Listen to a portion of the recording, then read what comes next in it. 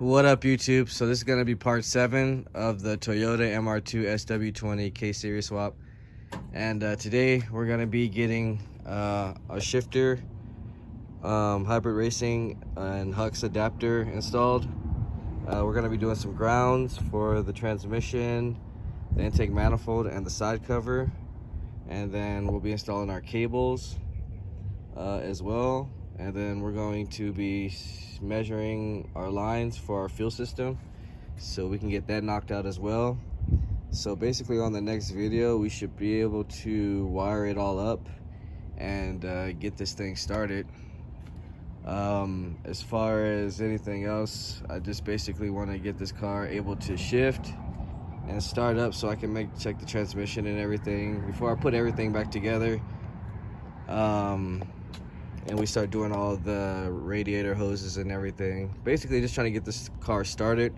Once we know it's running and started, then we can put the axles in, start bleeding the coolant lines. So we'll do all the coolant lines as well, and whatever else we need to tuck or whatever put away, we'll do that. But it's pretty much getting there. Just gotta start knocking out the little stuff that we need to do to just to get it going as well. So I'm gonna go ahead right now and start taking apart, well, I think it's already kind of taken apart, the center console. So I'm just gonna clean it up a little bit, and then we're gonna start installing the box, and we'll come back and show you what we did. All right, so we're back now, and I got the shifter from Hybrid and the Hux adapter with the RSX shifter cables.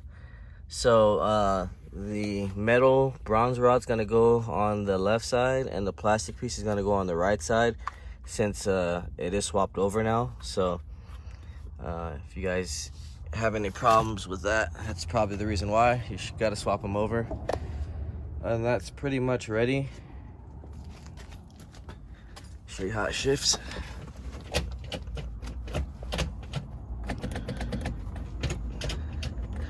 One thing when putting a hybrid racing shifter, they're actually pretty stiff, so you kind of have to like loosen them up a little bit when you go through the gears, and that'll actually make it a lot smoother. Other than that, that's pretty much done. I could put the center console back in. Other than that, let's get on to the next thing, which is going to be the grounds. So I'm going to be installing the transmission ground, the side cover ground, and the intake manifold ground. And now, since everything has been resprayed, I'm gonna go ahead and sand the spots down first. We'll go ahead and install them, and then we'll come back, show you where we install the mat, and then go on to the fuel lines after that. All right, so we're back now, and now I can show you my grounds. So I got one on the side cover right here. We got one on the intake manifold to the firewall, and then we got one right here just to the side. I think I'm gonna put it in a different spot though, but that's to the transmission. So we got 3 grounds, and then our 4th ground for our actual engine harness is grounded to that stud. Other than that, what we can do next is, or what we have actually already done, I'm sorry, we already did our lines. So I got the lines ran, cut, and pre-ready. So they're all pretty much ready to go. Fuel system is pretty much done. I just have to tighten everything down, and we'll see once everything is wired up, and we can see if it has any leaks after that. But right now we're gonna get to the slave cylinder, and I wanted to show you guys how I actually do it. So I'm actually get down there right now, but I'm gonna get a little cup, and then we'll come back, and then I'll show you how I immerse the slave cylinder inside of the cup to pump out all the air for the clutch pedal.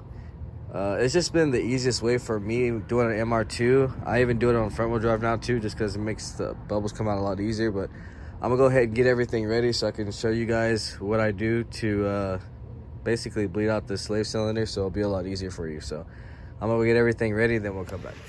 All right, so we're back now, and I got my slave cylinder inside of the cup with brake fluid. So I don't know if you can really see it, but it's basically the bleeder side is inside. So with that in there, I can pump from right here and start taking out all the air. Also, you want to make sure that your reservoir is filled, and just keep tabs on that. Make sure that's filled. And then once you get all the bubbles that you see squeeze out of here, then you put your bleeder screw back in, and then you pump it a couple times from the pedal. So once we close our bleeder screw and we have no more bubbles, then we come in here, pump a couple times, and then we should come back and our slave should actually be bled. And that's pretty much all I do. So I'm gonna go ahead and do that real fast, and then we'll come back. All right, so it takes a little bit of time to actually bleed this. Probably took me a good 30 minutes right now. It's probably because I'm by myself and I'm trying to do it this way, but pretty much that's how you want it to be. So I pretty much just crank it open once you get all the bubbles out, and just keep pumping the pedal until it keeps building up pressure, until it's pretty much hard to push back enough for the clutch pedal.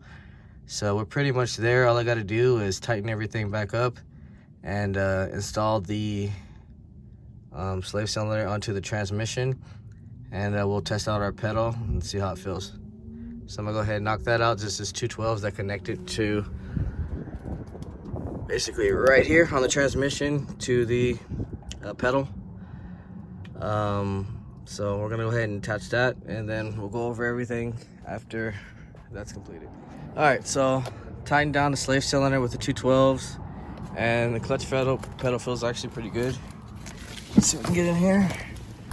You can see. So we got our clutch, we got our brake, and we got our throttle. Those all work, and we got our shifter. So that's pretty much it as far as getting everything going. Now all we need to do is our wiring, which we'll be doing in the next video, and putting our axles in, subframe, and then we'll finish tightening down everything we need to as far as the fuel system, and we should be able to get our first start on the next video. So if you haven't liked, share, subscribe, comment, let me know what you guys think.